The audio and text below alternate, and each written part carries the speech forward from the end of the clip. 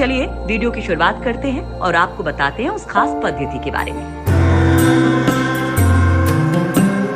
प्राचीन काल से चली आ रही ये एक ऐसी चिकित्सा पद्धति है जिससे न केवल सर्दी जुकाम जैसी छोटी मोटी बीमारी से छुटकारा पाया जा सकता है, बल्कि कई गंभीर बीमारियों से आजादी मिल सकती है। दुनिया की ये शायद इकलौती चिकित्सा पद्धति है। न केवल तन बल्कि मन भी ठीक किया जा सकता है। अब आप अपने दिमाग पर ज्यादा जोर मत लगाइए। इस चिकित्सा पद्धति को कहते हैं यज्ञोपैथी। एलोपैथी, आयुर्वेदिक, होम्योपैथी, यूनानी जैसी ही इस पद्धति से रोगियों को ठीक किया जा सकता है। और हाँ, इस पद्धति से चिकित्सा करने पर एक साथ कई लोगों पर पॉजिटिव असर होता है। एक बात और, इस चिकित्सा पद्धति में खर्च भी बहुत कम आता है। ऐसा माना जाता है कि रोगों की जड़ शरीर में नहीं बल्कि मन में होती है। ये मानकर अपने मानसिक संतुलन को स्थिर रखा जाए तो किसी प्रकार की कमी शरीर में होने पर भी जीवन को सामान्य तरीके से जिया जा सकता है। हम ऐसा कह सकते हैं कि उसको सभी रोगों में समान रूप से देखा जा सकता है। उनकी प्रतिक्रिया, लक्षण शरीर पर भले ही दिखाई दें, लेकिन उनकी जड़ मनुष्य के मन में होती है। जैसा कि जिस तरह पेड़ की जड़ जमीन के भीतर होती है और उसकी टहनियां, पत्ते, फूल, फल जमीन से ऊपर होते हैं, ठीक इसी तरह बीमारियों का स्वरूप शरीर के अंदरूनी भाग पर दिखाई देता है, लेकिन उनकी जड़ मन में होती है। इसी बात को ध्यान में रखते हुए हमारे ऋषियों ने कई हजारों साल पहले कहा था कि प्रज्ञापराधम रोगस्य मूल कारणम, यानी प्रज्ञा अपराध मतलब अज्ञानता, मानसिक अस्थिरता, असंतुलित मनः स्थिति, चिंता और कई मानसिक बीमारी समस्त रोगों का मूल कारण है। अगर हम अपनी मानसिक स्थिति को संभाल लें, शांत और संतुलित बना लें, तो शरीर को स्वस्थ, निरोग और हष्टपुष्ट रखा जा सकता है। पहले मन को ही स्वस्थ बनाए रखने की बात सोचनी चाहिए, उसके बाद शरीर को। इसके लिए आज की चिकित्सा पद्धतियों से अलग मन को हल्का फुल्का बनाने वाली किसी भी पद्धति का सहारा लिया जा सकता है। इस दिशा में प्राचीन पद्धति यानी कि वैदिक यज्ञ का महत्वपूर्ण स्थान है।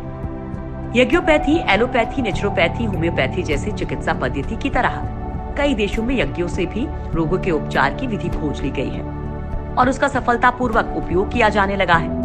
उत्तराखंड के देव संस्कृति विश्वविद्यालय में शोधकर्ता इस पर लंबे समय से रिसर्च के बाद इस नतीजे पर पहुंचे कि जड़ी बूटियों से हवन कर शारीरिक और मानसिक स्थिति को स्वस्थ बनाया जा सकता है।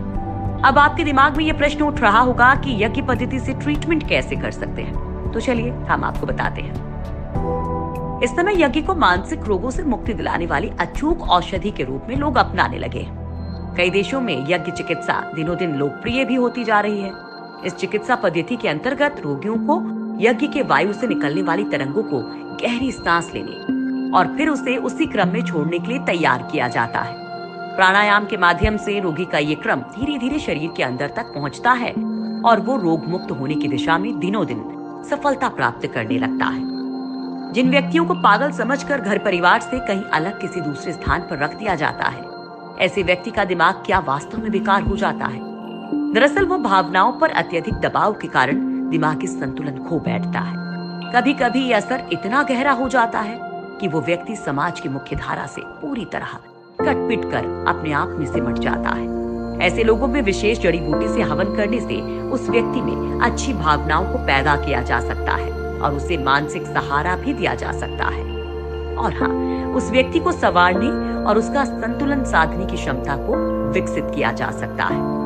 यज्ञोपैथी के जानकारों का मानना है कि मस्तिष्क के कुछ भाग भावनाओं को उत्तेजित करने में यज्ञ की महत्वपूर्ण भूमिका है। यज्ञ से उत्पन्न तरंगों का उन अंगों पर अनुकूल प्रभाव पड़ता है जिन अंगों को इसकी सबसे ज्यादा जरूरत होती है। यज्ञ से मस्तिष्क की उन सिकुड़ी हुई मांसपेशियों को शक्ति मिलती है। हम कह सकते हैं कि यज्ञ से उस व्यक्ति को भावनात्मक बल मिलता है। रोगी की मांसपेशियां जो किसी कारणवश कमजोर हो चुकी होती है, वो फिर से ठीक होने लगती है।